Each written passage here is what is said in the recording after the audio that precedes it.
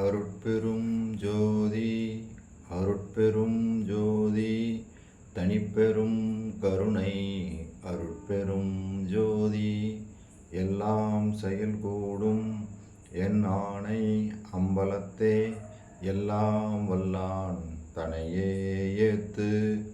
ஓம் ஸ்ரீ ராமலிங்காபயம். ஓம் Sri ராமலிங்காபயம்.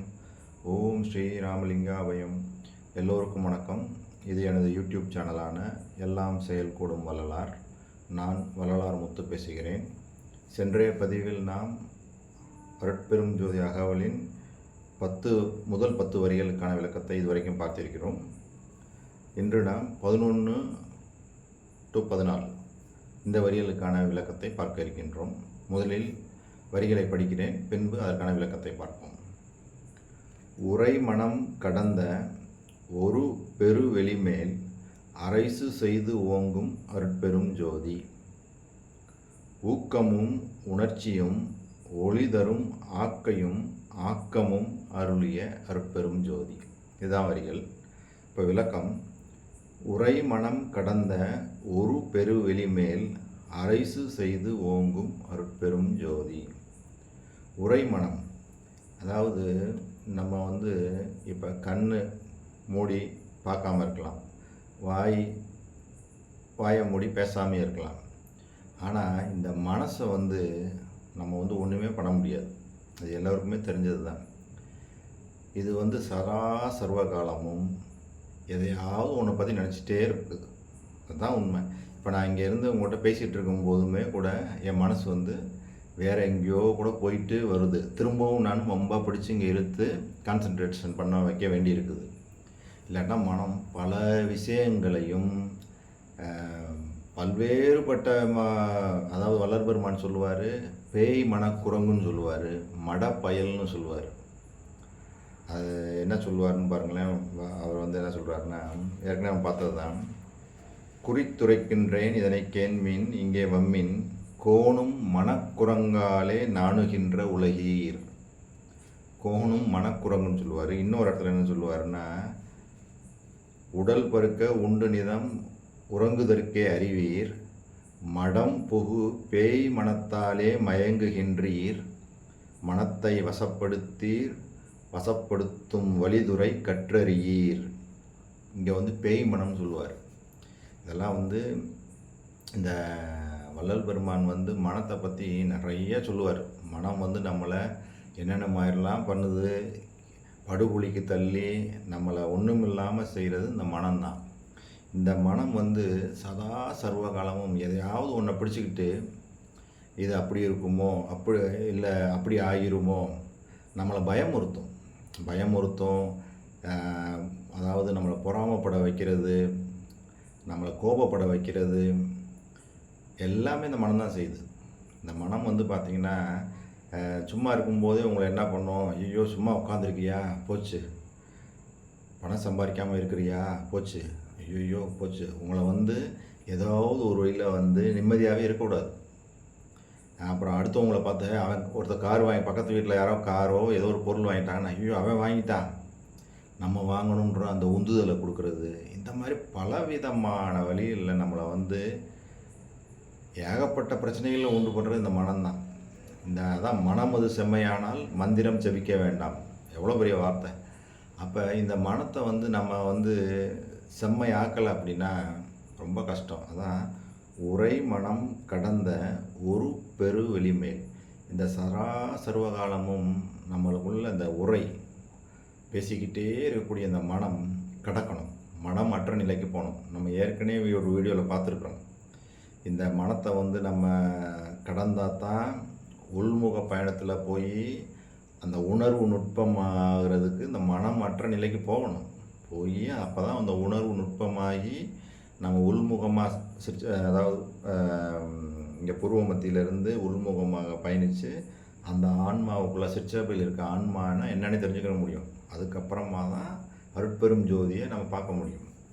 So அதுக்கே இந்த மனம் ரொம்ப என்ன பண்ணணும், நம்ம நுட்பமாகணும், உணர்வுலாம் நுட்பமாகணும். அதுக்கு மனமற்ற நிலை அப்படின்றதான் இந்த தியானத்தில் நம்ம இந்த மனமற்ற நிலைக்கு போக முடியாது. ஆனால் இந்த மனமற்ற நிலைக்கு எப்போ நீங்கள் போகிறீங்களோ அப்போ தான் தவமாக மாறும். தியானத்தில் கூட நம்ம வந்து அந்த உணர்வு இருக்கும். தியானத்தில் கூட உங்களுக்கு அமைதி இருந்தாலும் நம்ம தியானம் செய்கிறோம் அப்படின்ற அந்த இது இருக்கிறதுனால உங்களுக்கு வந்து அந்த மனமற்ற நிலை கிடையாது. ஆனால் இந்த தவம்ன்றது வந்து மனமற்ற நிலை தான் தவம். மனமே அங்கே செத்து போயிடணும். ஒன்றும் இல்லாமல் இருக்கும்போது தான் உங்களுக்கு கடவுள் அனுபவமே ஏற்படும். ஆன்மானா என்னன்னு தெரிஞ்சு அதுக்கப்புறம் கடவுள் அனுபவம் மனம் இல்லாத நிலையில் தான் ஏற்படும். அதான் இங்கே சொல்கிறாரு, உரை மனம் கடந்த ஒரு பெரு வெளிமேல். அப்போ இந்த மனமெல்லாம் கடந்த நிலையில் தான் நம்ம மௌனம், ஏற்கனவே மௌனம்னு கூட பார்த்தோம். அந்த மௌன நிலையில் தான் அந்த பேரானந்தத்தை நம்ம அனுபவிக்க முடியும். அந்த பெருவெளி மேல், இந்த பெருவெளினா அந்த வெட்டவெளி, போன பாட்டில் நம்ம கூட பார்த்தோம். ஆணலின்றி ஓங்கிய அருட்பெரும் ஜோதி.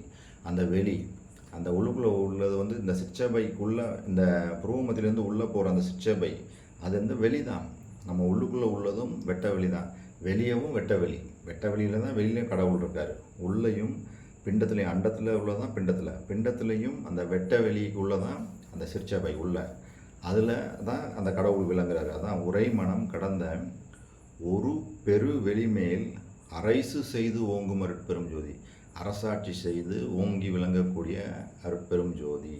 அப்போ இதில் நம்ம தெரிஞ்சுக்கிற வேண்டிய விஷயம், அருட்பெரும் ஜோதியாகிய கடவுளை நம்ம அனுபவிக்கணும் அப்படின்னா மனமற்ற நிலைக்கு போக வேண்டும். சதா சர்வகாலமும் நம்மளுக்குள்ளேயே பேசிக்கொண்டிருக்கிற, நம்மளை கீழ் படுகொலிக்கு தள்ளிக்கொண்டிருக்கின்ற இந்த மனத்தை மனம் வென்று மனமற்ற நிலைக்கு போக வேண்டும்.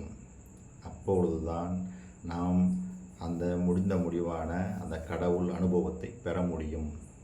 இதுதான் இந்த பாடலுக்கான விளக்கம். அடுத்து, ஊக்கமும் உணர்ச்சியும் ஒளிதரும் ஆக்கையும் ஆக்கமும் அருளிய அருட்பெரும் ஜோதி. அதாவது ஊக்கம் வேணும், உணர்ச்சி வேணும், ஒளிதரும் ஆக்கையும் ஆக்கமும் அருளிய அருட்பெரும் ஜோதி. அதாவது வள்ளல் பெருமான் சொல்கிறாரு, அவர்கிட்ட இருந்த ஊக்கத்தினாலும் இந்த அருட்பெரும் ஜோதி ஆண்டவர் அடைந்து விட வேண்டும் என்ற அந்த வெறித்தனமான அதாவது என்ன சொல்கிறதுன்னா அதிதீவிர முயற்சின்னு சொல்கிறார்ல, அந்த முயற்சி, அந்த உணர்ச்சி அவருக்கு என்ன கொடுத்துருக்கு அப்படின்னா ஒளி தரும் ஆக்கை. ஆக்கைனா உடம்பு, ஒளி உடம்பை கொடுத்துருக்கு. ஆக்கமும்னா சித்தி வல்லபத்தையும் கொடுத்து அந்த அருட்பெரும் ஜோதி கொடுத்துருக்குன்னு சொல்கிறாரு. இவர் தான் எல்லா முயற்சிகளும் பண்ணியிருக்கிறாரு. ஆனால் இங்கே என்ன சொல்கிறாரு, அருட்பெரும் ஜோதி ஆண்டவர் வந்து இவருக்கு எல்லா விதமான சித்தி வல்லபத்தையும் ஒளி உடம்பையும் கொடுத்தது. எதனால் கொடுத்தது? இவருடைய ஊக்கமும் உணர்ச்சியும். ஸோ ஓகே, அப்போனா வள்ளல் பெருமான் என்ன மாதிரி ஊக்கமும் உணர்ச்சியும் வச்சுருந்தாருன்னு சொல்லி அவரே வந்து திருவருட்பாலில் சொல்லியிருக்காரு. அதை இப்போ நம்ம படிக்கிறேன். அதே மாதிரி ஊக்கமும் உணர்ச்சியும் நம்மளும் வச்சுருக்கணும். அதே மாதிரி நம்மளும் அவர் வழியில் அவர் எந்த அளவுக்கு அந்த ஊக்கத்தோடு பயணித்து இந்த முடிவான இந்த மரணமில்லா பெருவாழ்வை பெற்றுக்கொண்டாரோ அதே மாதிரி நம்ம தான் அவர் குருவை எடுத்துக்கிட்டாச்சே. குரு எந்த வழியில் போகிறாரோ, எந்த வழியை நம்ம காமிச்சு கொடுக்குறாரோ அந்த வழியில் பயணித்து நம்ம பெற்றுக்கொள்ள வேண்டியதுதான். ரொம்ப சுலபம். இப்போ வந்து அதில் அவரே சொல்லியிருக்காரு, நான் அதை படிக்கிறேன் பாருங்களேன். அவரே வந்து இதில் சொல்கிறாரு, திருவருட்பாலே சொல்கிறாரு. அதாவது 12 ஆண்டு தொடங்கி இற்றை பகலின் வரையுமே படியில் பட்ட பாட்டை நினைக்கில் மலையும் கரையுமே. ஈராண்டு தொடங்கி இற்றை பகலின் வரையுமே எளியேன் பட்ட பாட்டை நினைக்கில் இரும்பும் கரையுமே. பாருங்க, மலையும் கரையும், இரும்புமே கரையும். முதல்ல 12 ஆண்டு தொடங்கின்றாரு. அடுத்து 6 ஆண்டு தொடங்கி இற்றை பகலின் வரையுமே, இப்போ வரைக்கும் நான் பட்ட பாட்டை பார்க்கும்போது இரும்பும் கரையும் அப்படின்றார். இவர் அவரே பதிவு பண்ணி வச்சிருக்கிறார். அப்போ அவர் எந்த மாதிரி ஊக்கமும் அந்த அருட்பெரும் ஜோதி ஆண்டவருடைய அந்த அருளை பெற்றே தருவேன்ற அந்த வைராக்கியம், அந்த ஊக்கம், அந்த உணர்ச்சி, அந்த முடிவு, அந்த மாதிரி வைராக்கியத்தையும் அந்த மாதிரி ஒரு சங்கல்பம் நம்ம பண்ணிக்கிறோம். நாம் வந்து இந்த வழிக்கு வந்துட்டு மேம்போக்காக இருந்துட்டு போயிட்டோம்னா முடியாது. அதிதீவிர முயற்சி வேணும்னு சொல்கிறார்ல, அது மாதிரி நம்ம இந்த இதில் இறங்கணும்னா அதிதீவிர முயற்சி. அதில் போய் நம்ம எப்பயுமே மனசில் அதான் ஓடணும். மரணமில்லா பெருவாழ்வை பெறுவதற்காக நம்ம செய்கிற செயல்கள் எல்லாமே அதை நோக்கிய அந்த பயணமாக தான் இருக்கணும். அப்போ தான் இந்த வள்ளல் பெருமான் சொன்ன மாதிரி அந்த ஒளி தேகம் நம்மளுக்கு கிடைக்கும். அந்த சித்தி வல்லபங்கள், அவர் பெற்ற அந்த சித்தி வல்லபங்கள்லாம் நம்மளுக்கும் கிடைக்கணும். அப்படின்னா வள்ளல் பெருமான் சொன்னது மாதிரி பாருங்கள், அவர் எந்த மாதிரி பாருங்கள், 12 ஆண்டு தொடங்கி இற்றை பகலின் வரையுமே நான் பட்ட பாட்டை நினைக்கில் மலையும் கரையுமே, 6 ஆண்டு தொடங்கி இற்றை பகலின் வரையுமே எளியேன் பட்ட பாட்டை நினைக்கில் இரும்பும் கரையுமே. ஸோ நம்மளும் அது மாதிரி வள்ளல் பெருமான் எந்த அளவுக்கு அந்த மாதிரி ஊக்கமும் உணர்ச்சியும் வச்சுருந்தாரோ அது போன்ற ஒரு ஊக்கமும் உணர்ச்சியும் நம்மளும் வரவழைத்து கொண்டு இந்த சன்மார்க்கத்தில் சிறப்பாக பயணித்து முடிந்த முடிவான மரணமில்லா பெருவாழ்வை பெற்றுக்கொள்வோம் என்று உங்கள் அனைவரையும் வேண்டி விரும்பி கேட்டுக்கொண்டு இந்த வீடியோவை நிறைவு செய்கிறேன். அடுத்த வீடியோவில் இதன் தொடர்ச்சியான பாடல்களை பார்க்கலாம். இதுவரை பொறுமை காத்து இந்த வீடியோவை பார்த்த உங்கள் அனைவருக்கும் கோடான கோடி நமஸ்காரங்களும் நன்றிகளும்.